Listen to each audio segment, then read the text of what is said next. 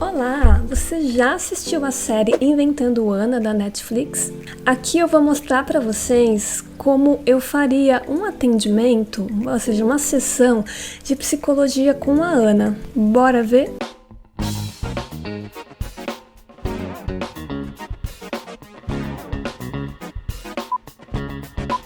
Você já deve ter visto em muitos vídeos aqui do YouTube e tal, que essa história da Ana é real. E sim, ela se passava por uma herdeira alemã, enganando aí várias pessoas de elite, né? Várias pessoas ela acabava enganando, se passando por uma herdeira.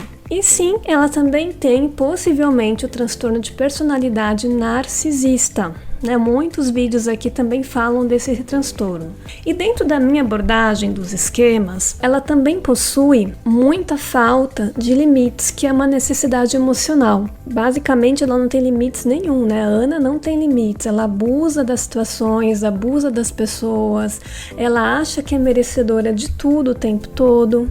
Então ela tem ali alguns esquemas, de grandiosidade, autocontrole, indisciplina. Quem possui, traços narcisistas, ou transtornos narcisistas, tem essas características, tá? Falta de empatia, o egocentrismo em excesso, superioridade, nunca acha que tem falhas, culpa sempre os outros, pelas suas fraquezas, ou seja, como ele não tem falha, sempre os outros que são culpados. Agora, se eu estivesse atendendo a Ana, agora aqui numa sessão, como que eu faria? Confesso que seria bem desafiador, mas eu começaria por essas etapas aqui. A primeira etapa é, número 1, eu melhoraria o vínculo com ela para ela sentir confiança em mim. Assim como a Vivian, que é a repórter da série, faz com ela. De muito e muito contato, ela vai conseguindo essa confiança com a Ana. O segundo ponto é validar as conquistas dela e desejos dela. Sim, a gente precisa mostrar, mesmo que a pessoa seja narcisista, que sim, que as coisas que ele faz é boa,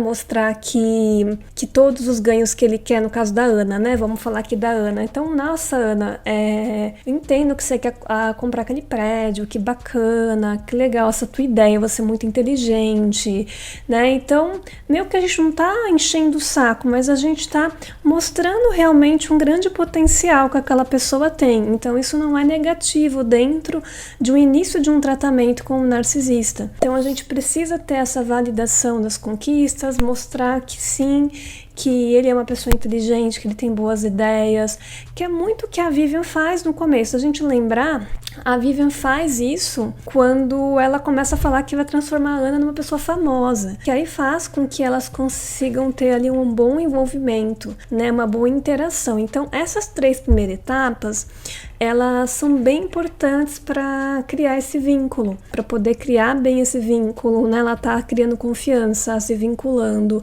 entendendo, precisando daquela pessoa, porque depois vocês olham, que a Ana pede para ela coisas, então meio que o vínculo vai se estreitando um pouco melhor. E não é uma coisa de 3 sessões, tá? Eu tô falando etapas, mas não é uma etapa em cada sessão. Aqui eu tô estruturando para vocês que com certeza seriam muitos encontros, até que esse vínculo fica um pouquinho mais fortalecido, entre eu, terapeuta, e no caso entre a Ana, ou entre uma pessoa que tem aí esse transtorno. Então, eu focaria muito bem nessas 3 etapas, todo esse processo. Muitos terapeutas às vezes não conseguem fazer, porque tem que ter muita paciência e muito jogo de cintura também. E depois eu traria muitas reflexões sobre as dificuldades atuais que a Ana tem, para resolver os conflitos atuais dela. Então, depois dessas 3 etapas bem estabelecidas, eu faria uma 4ª etapa de começar a trazer reflexões para a Ana perceber as dificuldades que ela está tendo, como pode ser resolvido, de que maneira pode ser melhorado aquilo. Tentaria fazê-la enxergar com outras perspectivas aquela mesma situação. E aí, numa última etapa, que seria praticamente uma 5ª etapa, eu já traria muitas reflexões sobre o passado da Ana, muitas reflexões sobre esse link, que é uma coisa que a Vivian faz lá no finalzinho, que fala que falou com o pai dela e tal. Isso vai desmontando um pouco a Ana. Então eu falaria pra Ana também de como Ana, né? Como a relação com seu pai, com a sua mãe, como que eles enxergam isso que você tá tentando aqui. Você acha que eles teriam orgulho de você? O que você acha que eles estariam pensando agora de você, né? Dessas suas ideias? Não, sim, não, né? Deixaria aberto pra ela ir perguntando. E eu traria um pouco dessas reflexões pra fazer ela também começar a refletir nesses pontos. Nos pontos de dificuldade, de não, o que acontece. Ela trazer coisas da vida dela, que é uma coisa que ela faz também no finalzinho, até com aquele médico lá no hospital. Então ela se abre com uma pessoa estranha ali também, porque ela entende que ali tinha um vínculo profissional, um vínculo de confiança, e ela meio que também fala um pouco ali da história dela. E é claro que é difícil a gente saber que até que ponto tudo é mentira, tudo é verdade, o que é real, o que não é, mas como um atendimento terapêutico, a gente não vai estar o tempo todo olhando para isso, a gente vai olhar e acreditar no que ela está falando pra gente. Aí a gente tem que lembrar que é uma das boas... Essas etapas, né, elas se concluem muito com o que foi acontecendo na série, né, com a repórter, né, eu acho que essa repórter traz boas reflexões. E a gente vai precisar confrontar em algum momento, né, trazer umas boas confrontações, que é o que a Vivian faz também com ela no final, confronta, fala, e aí que ela realmente percebe que não, realmente preciso dessa pessoa, né. E aí a gente tem que lembrar duas coisas importantes também. A Ana é um tipo de narcisista, existem vários tipos, tá?